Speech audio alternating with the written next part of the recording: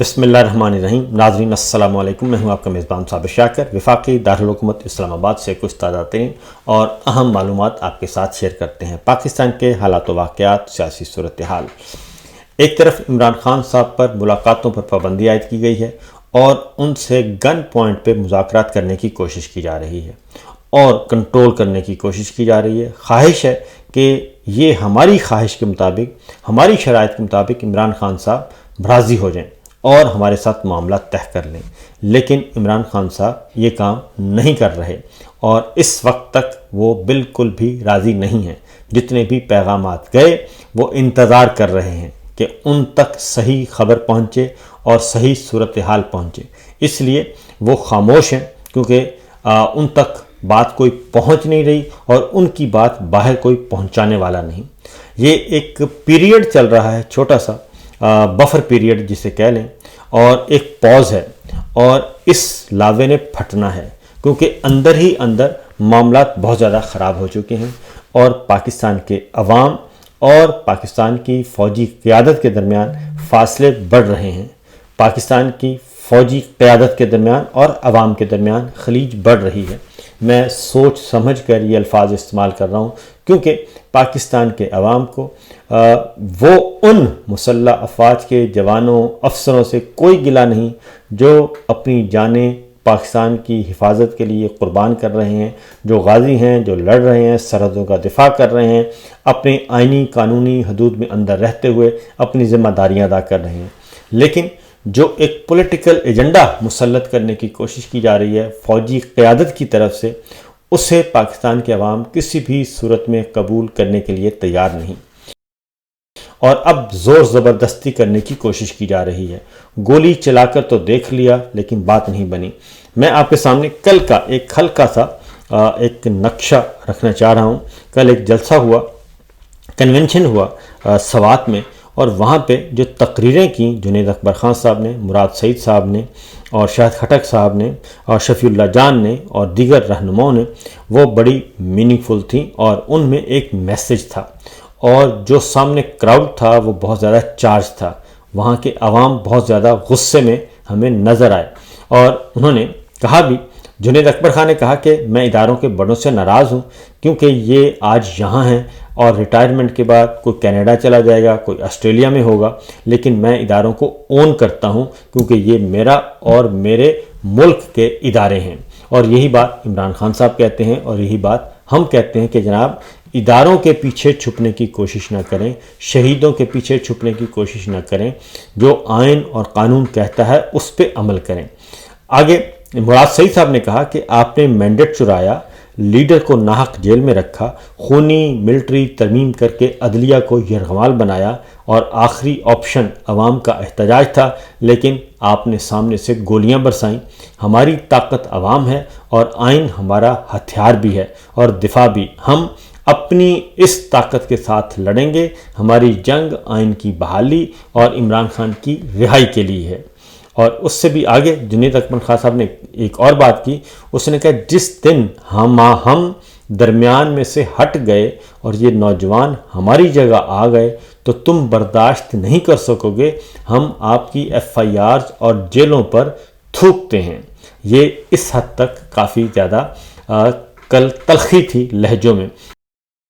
اور مراد سعید صاحب نے کہا کہ ابھی تو تیاری چل رہی ہے، سنگل ڈبل رہ رہے ہیں، جیسے ہی پارٹی کی طرف سے تاریخ آئے گی تو پاور پلے لیا جائے گا انشاءاللہ۔ دہشت گرد تو ہم ہیں نہیں اور پرامن انداز میں آئین کی بحالی اور لیڈر کی رہائی کے لیے تحریک چلا رہے ہیں، لہٰذا پاور پلے میں ہر وہ آپشن استعمال ہوگا جو پرامن تحریکوں میں استعمال ہوتا ہے، اور کہانی جو تم کو دکھائی گئی اور لوری جو تم کو سنائی گئی، خدا کی قسم وہ کہانی نہیں ہے، تمہیں بے تحاشا تماشا دکھا کر کہانی کو تم سے چھپایا گیا ہے۔ کہانی تو لوگوں تمہارا لہو ہے، یہاں تک تھا۔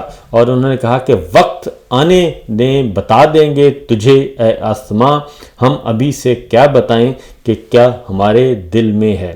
یہ اس حد تک جناب تیاری جو ہے وہ کی ہے پاکستان تحریک انصاف نے، اور یہ سب کچھ کیا جا رہا ہے۔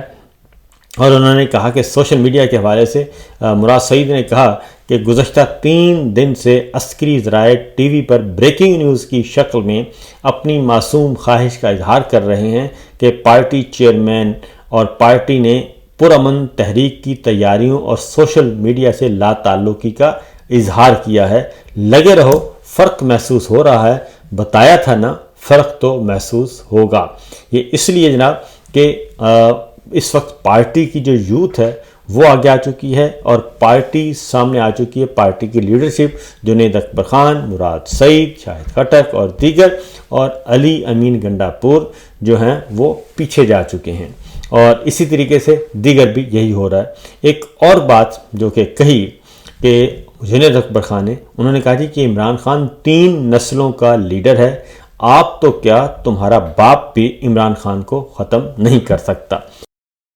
یہ صورتحال اس وقت ہے جناب پاکستان کے حالات و واقعات کی، اور دوسری جانب یہ تلخی ہے، میں آپ کو بتا دوں کہ اس کو سیریس لینا چاہیے، اور اگر اس کو سیریس نہ لیا گیا تو یہ لاوا پھٹنا ہے، اور یہ جب لاوا پھٹے گا تو میرا خیال ہے، کیونکہ اب وہ کہہ رہے ہیں پی ٹی آئی والے اور یوتھ ونگ، انہوں نے کہا جی پہلے ہمیں پتہ نہیں تھا کہ ہم آئیں گے تو آپ ہم پہ گولیاں برسائیں گے، اب ہمیں پتہ ہے کہ ہم آئے تو آپ ہم پہ گولیاں برسائیں گے، لہٰذا ہم یہ سوچ کے آئیں گے اور اس تیاری کے ساتھ آئیں گے کہ ہم نے گولیاں بھی کھانی ہیں، ہم ڈریں گے نہیں بلکہ بڑھیں گے اور اپنا حق واپس لے کر جائیں گے۔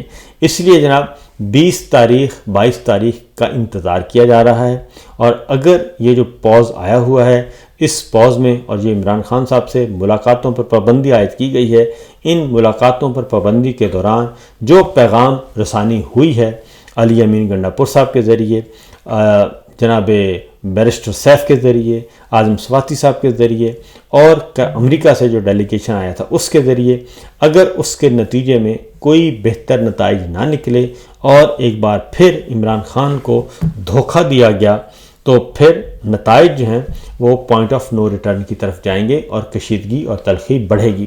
اور اس کے ساتھ ساتھ ایک اور بات بتا دوں کہ اب یہ جو مومنٹ ہے اس میں صرف سیاسی تحریک نہیں ہے بلکہ یہ معاشی تحریک بھی بن گئی ہے، کیونکہ آپ کو معلوم ہے کہ کالا باغ ڈیم کا معاملہ جب ہوا تھا تو پھر خیبر پختونخوا کے عوام نے اپنے سارے سیاسی اختلافات بھلا دیے تھے۔ اب جو ہے وہ منرلز کا معاملہ ہے، معدنیات کا معاملہ ہے، وسائل کا معاملہ ہے، ریسورسز پہ قبضے کا معاملہ ہے، تو ادھر یہ بھی آگ برابر لگی ہوئی ہے، بلوچستان میں بھی یہی ایشو چل رہا ہے، اور سندھ میں بھی یہی معاملہ چل رہا ہے، اور اب یہ عوامی مسئلہ بنتا جا رہا ہے اور ہر گھر کا مسئلہ بنتا جا رہا ہے۔ لہٰذا ذرا تھوڑا سا تیاری کر کے رکھیں، آنے والے دنوں میں ہمارے میڈیا کو بھی بہت زیادہ مصروف ہونا پڑ سکتا ہے، کیونکہ مجھے نظر آ رہا ہے کہ حالات کافی کشیدہ ہو جائیں گے اگر بادشاہ سلامت اپنی ضد پر قائم رہے تو۔ آپ آگے بڑھتے ہیں، کچھ خبریں جو میں نے آپ کو بتایا تھا کہ اب بہت زیادہ کوشش کی جا رہی ہے کہ بادشاہ سلامت جو ہے وہ تسلیم کروایا جائے نواز شریف صاحب کو، کیونکہ ہم بادشاہ سلامت کہتے ہیں تو میڈیا میں بھی آتا ہے، سوشل میڈیا میں بھی آتا ہے، تو لیکن نواز شریف صاحب کو یہ بھی پسند نہیں ہے۔ لہٰذا ہمارے دوست ہیں بہت اچھے اور بہت ہی پیارے منیب فاروق صاحب جو ہیں، انہوں نے کل ایک بات کی ہے، انہوں نے کہا جی کہ بادشاہ تو نواز شریف صاحب ہیں، وہ نظام کے بادشاہ بھی وہی ہیں اور سب کچھ یہی ہیں، تو لہٰذا وہ تو رہیں گے۔ اور انہوں نے ایک اور بات کی، انہوں نے کہا خاص طور پہ جو فوجی قیادت ہے اس وقت کی، انہیں بہت احساس ہے کہ نواز شریف صاحب کے ساتھ زیادتی ہوئی ہے۔ منیب فاروق صاحب نے کیا کہا، ذرا پہلے سنیے۔ جسے آپ کہتے ہیں ٹاپ ٹیئر پاکستان کی اسٹیبلشمنٹ کا، وہ یہ سمجھتے ہیں کہ میاں نواز شریف بہت ہی جہاندیدہ اور بڑے بہترین انسان ہیں۔ میاں نواز شریف کے دور میں اس ملک میں بڑی ترقی ہوئی ہے۔ میاں نواز شریف کے ساتھ 2016 کے اندر بڑی زیادتی کی گئی، اس وقت کی اسٹیبلشمنٹ نے بھی کی، اور باجوہ صاحب نے انہیں حکومت سے نکلوایا۔ پیناما بہانہ بنا، 100 چیزیں ہوئی، 100 کچھ ہوئے۔ یہ کہتے ہیں کہ اس وقت کی جو فوجی قیادت ہے، اسٹیبلشمنٹ کی ٹاپ لیڈرشپ، یعنی کہ جنرل عاصم منیر صاحب، انہیں بہت احساس ہے کہ نواز شریف صاحب کے ساتھ زیادتی ہوئی۔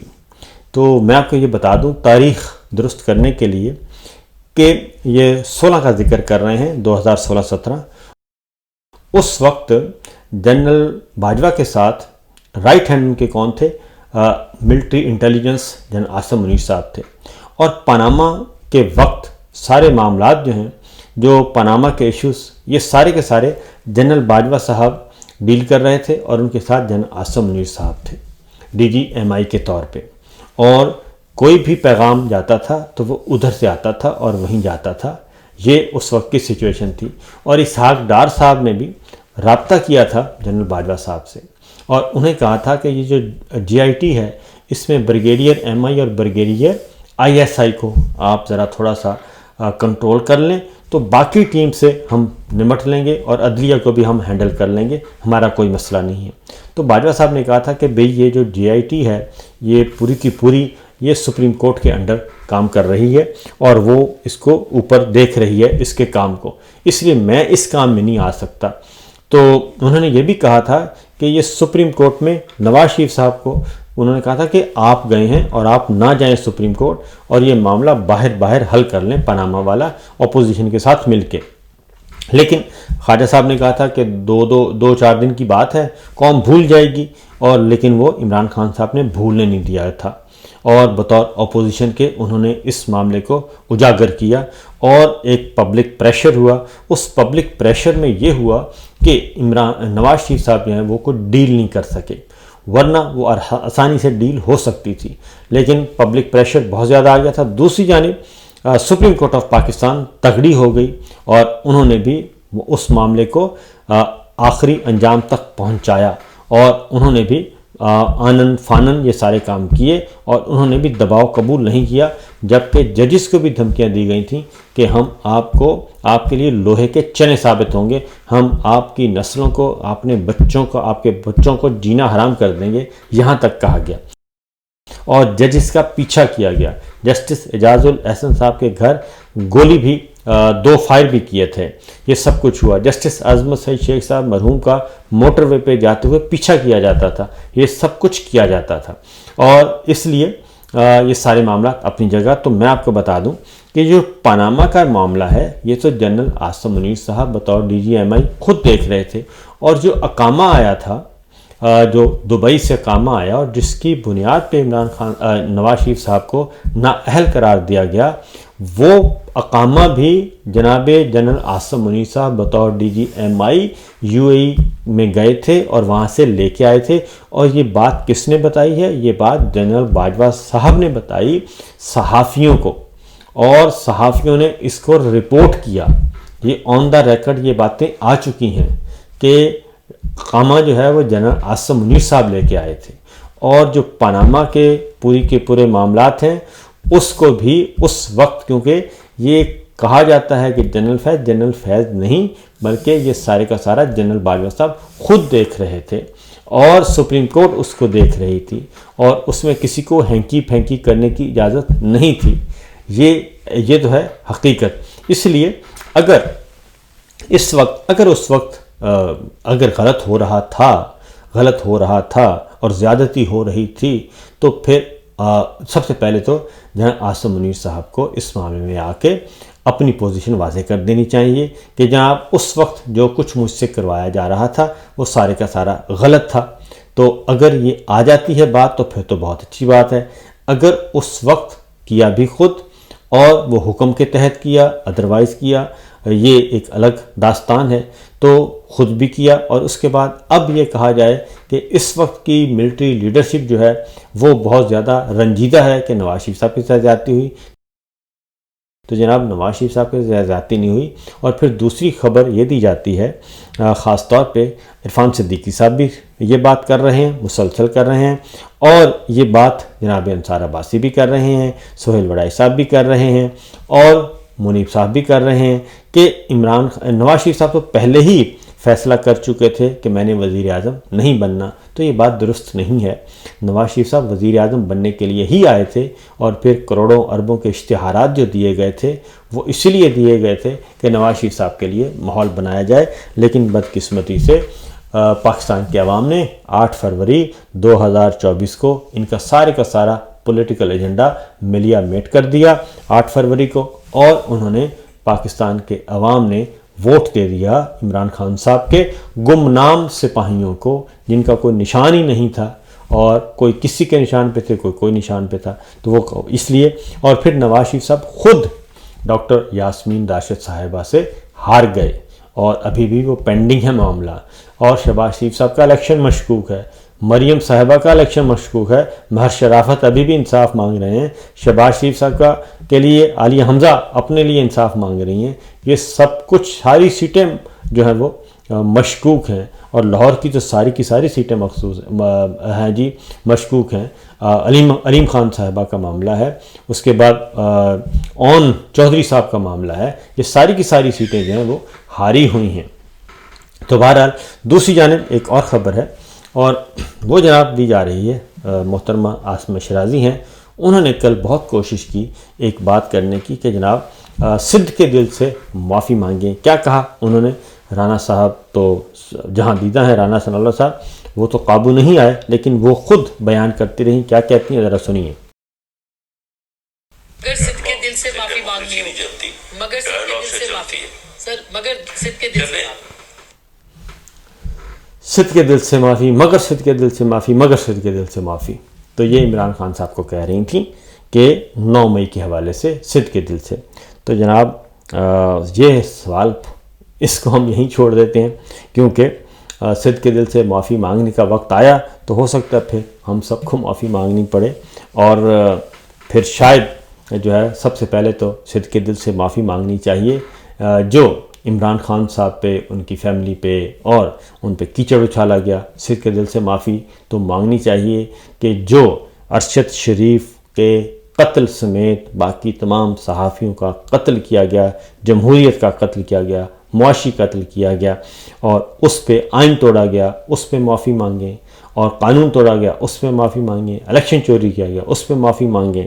ان سب باتوں پہ معافی مانگنی چاہیے، اور میرا خیال ہے کہ مانگ لیں تو زیادہ بہتر ہے. تو فی الوقت اتنا ہی، اجازت دیجیے. اللہ حافظ.